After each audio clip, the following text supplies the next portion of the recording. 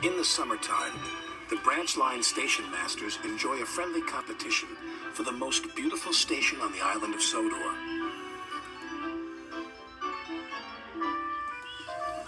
The engines love to help too. One evening, Sir Topham Hatt came to the sheds. "I want Percy to collect some flower bushes for Lower Tidmouth Station," he said. "They're at Maithwaite." "Maithwaite?" Percy said. Yes, sir," he added nervously. Percy chuffed anxiously through the thickening fog. He doesn't like traveling to Maithwaite at night. Chuffed anxiously through the thickening fog. He doesn't like traveling to Maithwaite at night. The line passes through a junction next to a spooky old quarry mine. Percy hoped the signal at the junction would be green. He didn't want to stop next to the mine, but the signal was red. He had to stop.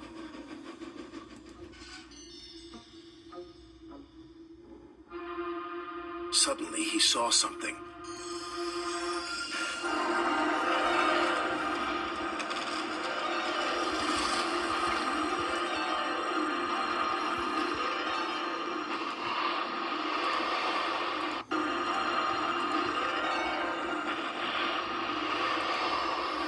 "Bouncing buffers!" cried Percy.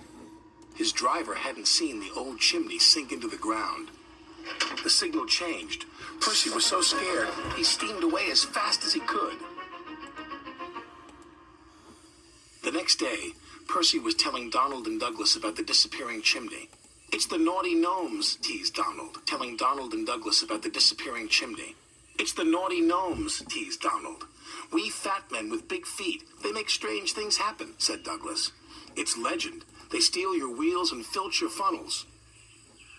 Percy didn't want to believe them, but he wasn't sure. Sir Topham Hatt was waiting for Percy at Dry All Station. "I want you to collect some freight cars from the abandoned mine," he said.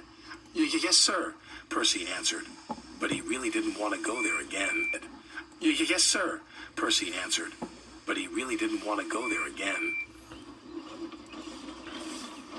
Percy hoped he wouldn't see anything else disappear. He slipped into the siding. Percy hoped he wouldn't see anything else disappear. He slipped into the sidings and buffered up to the freight cars. "Spooky," stammered Percy. Suddenly, another building at the old mine sank into the ground.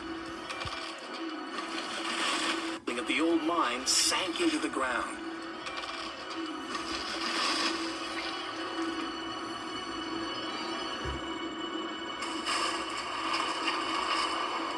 "What was that?" shouted his driver. "Double bouncing buffers!" shrieked Percy. He was so scared, he lurched forward and rammed the freight car. "Naughty gnomes!" cried Percy, and rammed the freight car. "Naughty gnomes!" cried Percy. "Double bouncing buffers!" shrieked Percy.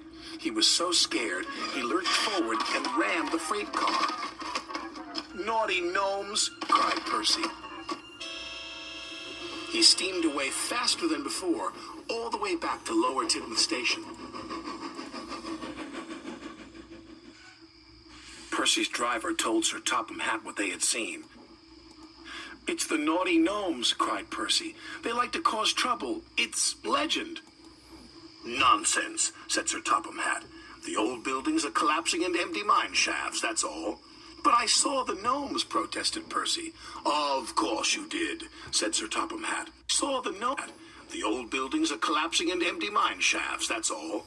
"But I saw the gnomes," protested Percy. "Of course you did," said Sir Topham Hatt. "Garden gnomes." "Garden gnomes?" "To decorate Lower Tidmouth Station," Sir Topham Hatt said. "They're not scary. Garden gnomes bring good luck." And he ordered Percy to return immediately and get them. Percy was scared, but he knew he had to be responsible, so he carried on. "I'm not scared. I'm not scared."